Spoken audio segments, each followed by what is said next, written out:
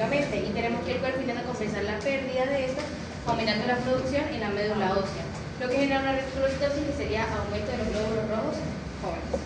Ahora, continuamos con la clasificación.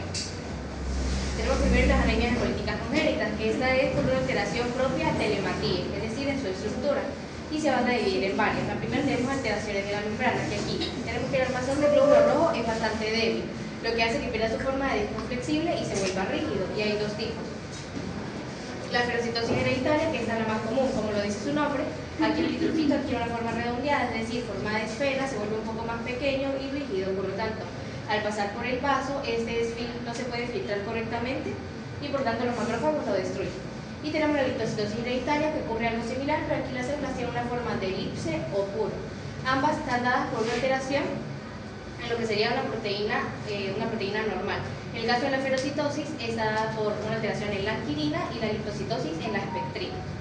Ahora tenemos las alteraciones metabólicas, que son deficiencias enzimáticas. Aquí tenemos que el glóbulo rojo le van a faltar sus herramientas para protegerse del estrés oxidativo o para producir energía. Aquí está la del déficit de la glucosa sulfato deshidrogenasa, que esta es una enzima demasiado importante porque el glóbulo rojo está expuesto frente a mucho estrés oxidativo. Entonces, él tiene una proteína que es denominada glutatión. El glutatión lo protege y oxida las cosas que lo pueden dañar. Sin embargo, el glutatión, cuando se agota, necesita electrones para seguir funcionando. Y aquí es donde actúa la glucosa sulfato deshidrogenasa. Ella va a dar lugar a una molécula de NADPH. Este NADPH lo que va a hacer es donar electrones al glutatión para que pueda seguir protegiendo al glóbulo rojo y por lo tanto este no se destruya.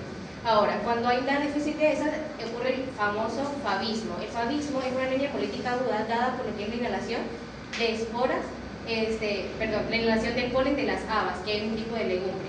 Y también puede ocurrir con diferentes infecciones. Y tenemos el déficit de la piruvato-quinasa, que es... ¿Qué pasa cuando inhalamos ese polen?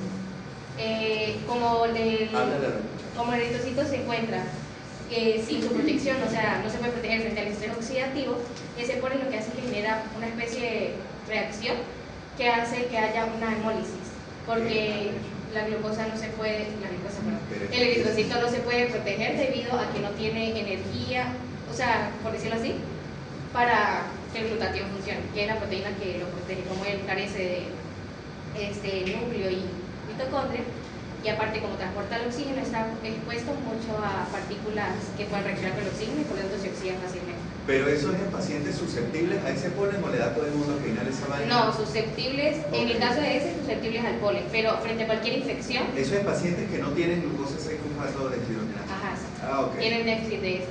Interesante, no sabía. Y luego tenemos el déficit de la piruvato-quinasa, que pues afecta la vía glucolítica y por lo tanto, al haber déficit de esta enzima, hay déficit de ATP y la célula se muere prematuramente porque no tiene energía. Ahora, en cuanto al trastorno de la hemoglobina, serían las hemoglobinopatías. Aquí tenemos que el problema está en la molécula o en la proteína que transporta el oxígeno. Tenemos la anemia de células falciformes, que esta se explicó anteriormente, y las talasemias, que esto es un grupo de enfermedades genéticas que se denomina talasemias alfa y talasemias beta, que está dada por la deficiencia de hemoglobina. Hay deficiencia de hemoglobina porque su estructura está mal hecha, por decirlo así. La hemoglobina normal está formada por cadenas alfa y beta, pero en el caso de las talasemias esas cadenas pueden cambiarse o pueden tener muchas cadenas beta o muchas cadenas alfa, o independientemente tener ausencia de cadenas beta o ausencia de cadenas alfa. Y por lo tanto, van a haber menos cantidad de hemoglobina, menos cantidad de eritrocitos normales, y en algunas ocasiones podría estar normal el repuesto de glóbulos rojos, en otras no, pero generalmente se va a encontrar disminuida cuando hay presencia de talasemias. Ahora, continuamos con el cuadro clínico común que presentaría la persona, que es una triada, que aquí lo que es anemia, que es palidez, fatiga y falta de aire, también ictericia, que es color amarillento en los ojos y piel por lo que es el exceso de bilirrubina debido a la hemólisis. ¿Cómo se llama esa falta de aire? ¿Cómo se llama esa falta de aire, muchachos? Hipoxia. No, hipoxia es falta de oxígeno. Esa es la ignación. Falta de aire. Así lo refiere el paciente, pero... Disnea. Disnea, exactamente. Muy bien, lenguaje médico, por favor. Dale. Y en el caso de la esplenomegalia, que sería el aumento del tamaño del vaso, y esto se debe a que el vaso trabaja horas extras, es decir, hay demasiada hemólisis, filtra demasiado, y por lo tanto, pues hay esplenomegalia. Es importante... ¿Qué es ictericia? La ictericia es debido a la hemólisis, entonces hay bilirrubina indirecta, no conjugada, que es la que sale directamente de los glóbulos rojos. Háblale a los Por eso muchachos para ver si lo tienen claro. Este- ¿Qué dice Yuna? En este caso puede trabajar tanto, puede saturarse tanto que haya un secuestro técnico. Claro, y por eso la esplenomegalia.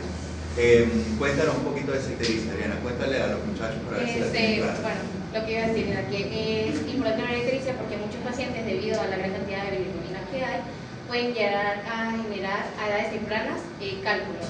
¿Y por qué hay tanta bilirrubina? Hay mucha bilirrubina porque es el producto de la hemólisis, o sea, es un producto que sale de los eritrocitos cuando son destruidos. Entonces, tenemos que es la indirecta porque aún no ha sido procesada por el hígado, es la que sale directamente de la hemólisis. ¿Por qué se dan los cálculos? Porque entonces, al haber tanta bilirrubina indirecta suelta, el hígado empieza a trabajar mucho más para transformarla en conjugada o directa. Esa hemoglobina conjugada se va directamente a la vesícula y ella debería estar normalmente diluida a la bilis, pero como va a haber una saturación de bilirrubina directa ya en el caso de la vesícula, esa se va a empezar a interactuar con el calcio y pues se empieza a formar el cálculo. Ahora continuamos con los hallazgos de laboratorio, que aquí están los marcadores generales de la hemólisis. Primero en el hemograma suelen usar lo que es anemia con una hemoglobina baja de grado variable dependiendo de qué tan grave sea la hemólisis.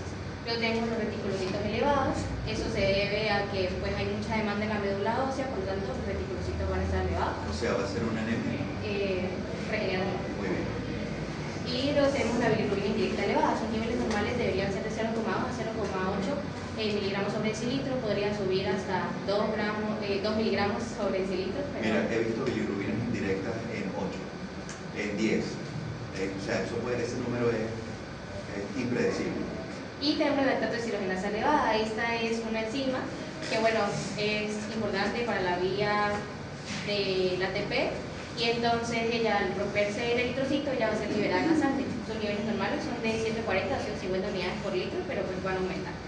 Y la lactoglobina baja. La lactoglobina es una proteína. Esa se une a la hemoglobina que se encuentra suelta en sangre, porque la hemoglobina es tóxica para el riñón, por lo tanto no debería ser filtrada. Tenemos que cuando la lactoglobina se une a la hemoglobina se forma el complejo aptoglobina-hemoglobina. Este complejo es demasiado grande para ser filtrado por el glomérulo. Entonces, por lo tanto, se va a ir al hígado a reciclarse correctamente y así no causa nefrotoxicidad. Y va a estar baja porque al haber tanta hemólisis hay mucha hemoglobina suelta y por lo tanto son niveles bajos. Ahora, tenemos hallazgos según el tipo de anemia, que son pruebas un poco más específicas. Aquí tenemos la esferocitosis hereditaria. En caso de esferocitosis hereditaria en frotis de sangre va a haber presencia de esferocitos, que esos son glóbulos rojos redondos y pequeños, como dije, que tienen el centro pálido, sí, su centro pálido normal. Ahora, la fragilidad osmótica es que los esferocitos se rompen mucho más fácilmente de lo normal al exponerse a soluciones salinas diluidas. Y tenemos las anemias de célula falciforme, que es la drepanocitosis, y aquí el frotis de sangre se van a observar drepanocitos, que esas son células en forma de hoz o media luna. Y también tenemos la electroforesis de la hemoglobina, que es una prueba definitiva, ya que es lo que va a detectar la presencia de la hemoglobina S, que sería la hemoglobina anormal. Ahora, en las talasemias, el hemograma va a mostrar glóbulos rojos demasiado pequeños y pálidos. A veces con un recuento de glóbulos rojos normal, incluso podría estar elevado, otra vez disminuido, es algo variable. En el frotis de sangre van a haber presencia de diagnocitos. Esos son células, como dice su nombre, en forma de diana o de blanco de tiro. Y en la electroforesis va a mostrar alteraciones en los porcentajes de la hemoglobina A, A2 y de la hemoglobina F. Y lo tenemos en el caso de la déficit de la glucosa sin fosfato deshidrogenasa. En el frotis de sangre puede verse cuerpos de Heinz. ¿Qué pasa? El cuerpo de Heinz son pequeños grupos de hemoglobina desnaturalizada. Eso se adhiere a la membrana interna del eritrocito y esto se debe, bueno, pues a afectaciones en la hemoglobina y generalmente en el caso de la fagocitosis se ven mucho. ¿Por qué? Pasa lo de los cuerpos de Heinz. Luego, cuando el eritrocito ya tiene el cuerpo de Heinz formado, él va a pasar por el vaso que lo va a filtrar. Aquí los macrófagos van a detectar esta anormalidad, pero ellos en vez de destruir el eritrocito completo van a arrancar esa parte y la célula va a quedar como una célula mordida o bit cells, que realmente se denominan degmacitos, que literalmente se ve como una galleta mordida. Y luego, entonces, lo va a seguir detectando normal, se va a convertir en un esferocito y posteriormente va a tener una hemólisis. Ahora, esto es cuando, durante las crisis, que es como expliqué en el caso de inhalar la espora, el polen o infecciones. Y el ensayo enzimático es la medición directa de la actividad de la enzima glucosifosfato deshidrogenasa, pero debe hacerse fuera de las crisis agudas debido a que podría salir anormalmente bajo. Ahora hay otros estudios complementarios, como es la prueba de COMS directa. En las anemias congénitas esta prueba suele ser negativa o debería ser negativa, lo que ayuda a descartar las causas autoinmunes, que esta es donde pues, el propio cuerpo los ataca. ¿Qué pasa? Esta prueba lo que consiste es en extraer la sangre del paciente. Aquí se hace un lavado de los eritrocitos para quitar cualquier resto de anticuerpos que pueda contener el plasma.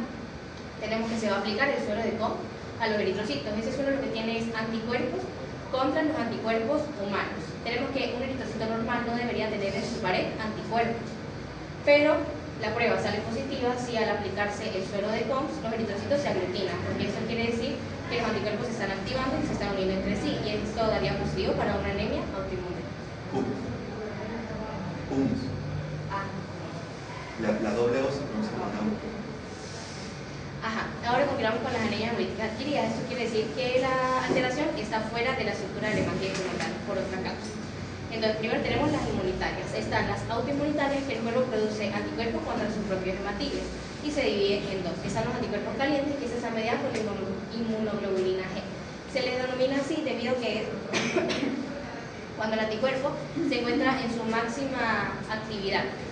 Y tenemos que ese se adhiere a la pared del eritrocito. Por lo tanto, cuando él va a pasar por el vaso y es filtrado, lo encuentran normal y los macrófagos lo van a destruir. Y este puede ocurrir como en el caso del lupus eritematoso sistémico y otras enfermedades autoinmunes. Y lo tenemos en los anticuerpos fríos, que estos están mediados por la inmunoglobulina M. Como le dice el nombre, en fríos, es porque se da a bajas temperaturas, generalmente en el caso de acrocianosis, que esta es una afección en la que las extremidades se ponen de un tono azulado debido a vasospasmo, vasoconstricción o también por un flujo lento en los capilares.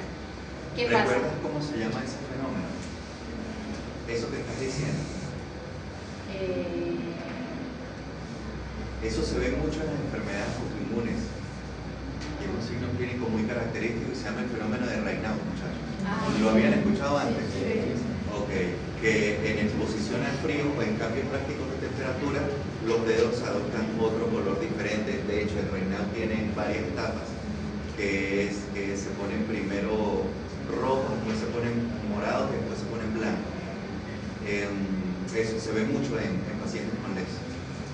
Bueno, entonces, generalmente las extremidades pueden llegar incluso a tener una temperatura de 30 grados centígrados y por lo tanto aquí la inmunoglobulina M se une al eritrocito. Cuando el eritrocito vuelve al centro del organismo, que ya está a una temperatura normal, aquí ya se va a soltar del eritrocito, por decirlo así, pero va a dejar partículas del complemento y por lo tanto también pues el vaso lo va a dictar al normal, los macrófagos lo van a destruir. Ahora, en las aloinmunitarias es reacción a los glóbulos rojos extraños, que es por reacciones post-transfuncionales, o la enfermedad hemolítica recién nacido, que eso es cuando la sangre del feto no es compatible con la de la madre, generalmente por una diferencia en su RH. Y lo tenemos las inducidas por fármacos, como ciertos medicamentos, como lo que es la penicilina, la metildopa, que pueden desencadenar una respuesta inmune. Ahora, en las causas mecánicas, que son las denominadas por fragmentación. Tenemos que aquí están las microangiopáticas, que aquí es cuando los glóbulos rojos se cortan al pasar por vasos periféricos, por pequeñas redes de fibrina, y bueno, este ocurre como en la púrpura trombocitopénica trombótica.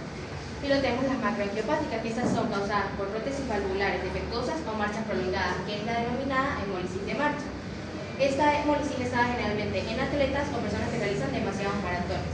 Consiste en que cuando la persona, la planta del pie tiene contacto con el suelo duro, generalmente pavimento, bueno, indiferente, los capilares que se encuentran por allí se van a deprimir, a aplastar, y por lo tanto los eritrocitos que están pasando en ese momento por allí van a hacer lo mismo, y estos se van a romper y liberar su hemoglobina. Y luego tenemos infecciones y agentes tóxicos. Aquí están infecciones como el ejemplo clásico del paludismo, en el caso de la malaria, porque aquí el parásito rompe la membrana, el eritrocito y lo daña. Y tenemos tóxicos y venenos como picaduras de arañas, serpientes, exposición a metales pesados con el plomo y diferentes que dañan la célula. Y tenemos diferentes fármacos como lo son las cefalosporinas, quinolonas, penicilinas, levodopa, metildopa, quinidina y algunos AINES que pueden causar esto. Y también está el hiperesplenismo. El hiperesplenismo se podría decir que cuando el vaso se encuentra hiperactivo, se encuentra agrandado, es decir, hay presencia de splenomegalia, generalmente hay deficiencia de al menos una de las 3 células sanguíneas principales, en este caso, pues de los glóbulos rojos, y la médula ósea debería estar funcionando normal, o incluso podría haber reticulocitosis debido a que está destruyendo. El vaso está hiperactivo, está agrandado, tiene demasiado almacenamiento y por lo tanto empieza a destruir los eritrocitos normales. Y pues entonces hay una destrucción normal de estos, así no tenga ninguna afectación. Mira, Diana, ya va, después que le falta comentarios ahí, voy un poquito para atrás.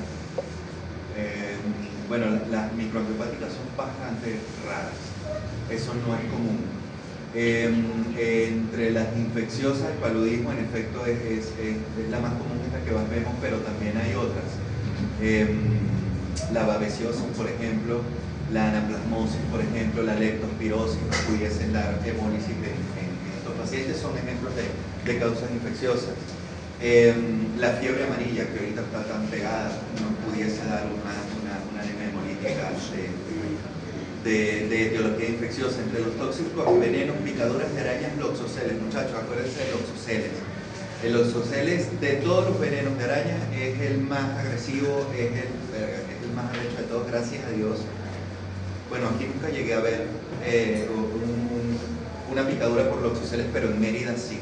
Sobre todo en esa parte de la zona sur del lago, lo que es el Vigía y esa zona que ya está limitando como por Zulia, hay muchas de esas arañas loxoceles.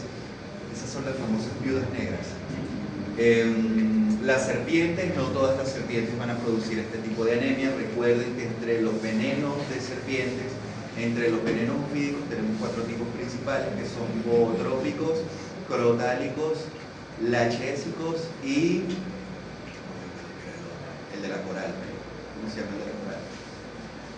El de la coral, que no causa esto porque es netamente neurotóxico. Bueno, el punto es que el hemolítico es el bootrópico y el crotálico. Los otros no van a producir este tipo de... Entonces, bueno, tengan eso claro, porque nunca les va a llegar el paciente, doctora, me picó una culebra. No, él te llega con la culebra mostrada. Mira, doctor, me picó esta vaina. Y tienes que aprender a ubicarla porque no todos los antídotos te pegan a todas las serpientes. Por ejemplo, el antídoto con el que trabajamos aquí en Venezuela es el antídoto que nos da la Universidad Central, la UCB, lo hace en Caracas y se lo manda a todo el país. Ese antídoto cubre la chesis, botrox y crótalos. Micrurus, que es la coral, ya me acuerdo. Micrurus. La micrurus es netamente neurotóxica. Ese antídoto no cubre micrurus, por lo tanto, un paciente que lo pique una coral, rece mucho, hermano, porque probablemente se joda. ¿Qué más? Exposición a metales pesados como el plomo, claro. La intoxicación por plomo, también llamada saturnismo, produce hemólisis. ¿Qué más pasa? Adelante un poquito. Ahí teníamos fármacos. Con los fármacos, raro, muchachos. Muy raro ver reacciones de hemólisis por estos fármacos, sin embargo, pues no es descabellado. Recuerden que las cefalosporinas hacen reacciones cruzadas con penicilina, siempre tenganlo en cuenta en pacientes con antecedentes. Otro datico que les quiero acá, nunca le crean a un paciente que les diga que es alérgico a la penicilina. El 80% de los pacientes que dicen que son alérgicos no son alérgicos a un coño. Una vez se tomaron una amoxicilina vencida, les cayó mal y dijeron que eran alérgicos, pero no. Con respecto a mi mamá le dijeron que ella era alérgica a la penicilina. ¿Por qué? Porque se tomó una amoxicilina vencida y le cayó mal. Supongo que sí, pero es que un médico le dijo eso, de hecho. Se lo dieron. O le hicieron una prueba, no le hicieron una prueba de anafilaxia, a menos que me digas eso, ok. No, a ella le dijeron eso, entonces me dice, no, yo no puedo tomar. ¿Se lo dijeron así verbalmente? Sí, y ella me dice, yo no puedo tomar penicilina. Y yo, ok. Y entonces por eso yo tomo amoxicilina. No. Y yo... Bueno, yo no le digo nada porque, bueno, o sea... pero si la amoxicilina es una penicilina. Por eso, yo no, ¿cómo le llevo a contar a mi mamá? Pues como que, ok, la amoxicilina sí, por la penicilina no. Porque tú eres médico. Entonces, ok, sí, la amoxicilina sí, por la penicilina no, yo soy adicta a la penicilina. Y yo, ok, dale, tómate la penicilina. No, el médico es usted. Y yo se lo dije a ella, no, pero es que, ok. Bueno, muchos pacientes tienen esa idea. Entonces, bueno, pero en el que realmente es alérgico, recuerde que hacen reacciones cruzadas cefalosporinas y penicilina. Levodopa, metildopaquinina, algunos AINES, es bastante raro, muchachos. Bueno, creo que nunca he visto una vaina de eso. Pero sí existe. El hiperesplenismo, ¿qué más tenías por ahí? Háblanos de eso. Okay, Yo creo que nos habías hablado un poquito. Sí, esto ya es más general. Esto es más general, de las otras eran algo específico. Okay. Las pruebas que confirman, primero, las pruebas que confirman la hemólisis, que es la destrucción, que la bilirrubina indirecta no conjugada va a estar elevada, la lactato desoxigenasa va a estar elevada y la octoglobina disminuida.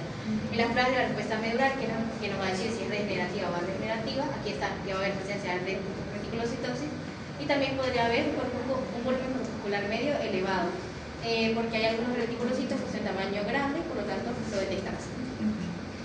Y tenemos los hallazgos en fósil de sangre. En el caso de los esferocitos nos va a indicar generalmente una anemia autoinmune.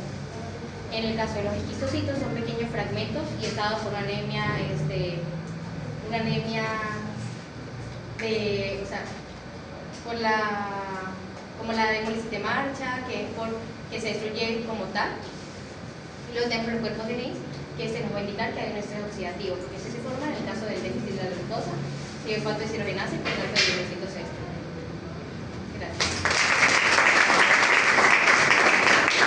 Bien, muchachos, muy buen comentario. Adriana, te felicito, qué buen seminario, qué buena exposición, excelente, de pana que sí. Lo único, Natico, esto te va a servir para después ir al público, conéctate más con el público, cuando te pones muy de pinga, se nota que lees el tema y lo digieres bien, pero haz más contacto con el público para que te paren más bolas. Muchachos, ¿alguna comentario, pregunta? ¿Algún datico que tengan ahí que nos quieran aportar? Yo tengo un dato que es importante. Cuenta. En África tienen la mayoría de las personas por genética, por herencia, tienen anemia drepanocítica para evitar el paludismo. Porque allá el paludismo es endémico.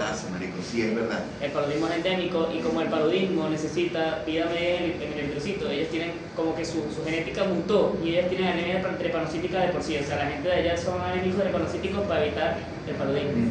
Pacientes con anemia drepanocítica son resistentes al Plasmodium falciparum y al Plasmodium Por vivax. eso es que por lo general uno ve muchas veces africano y vaina y tienen los ojos amarillos, son histéricos full. O sea, supongo, no sé. Ahí te dan a funar. O sea, pero es que, bueno, o sea, uno los ve, o sea, tienen los ojos amarillos y como que... Es verdad. Los niggas tienen los ojos amarillos. Sí, o sea... ¿Qué más, muchachos? Buen dato, Frank. ¿Qué otro comentario tienen por ahí?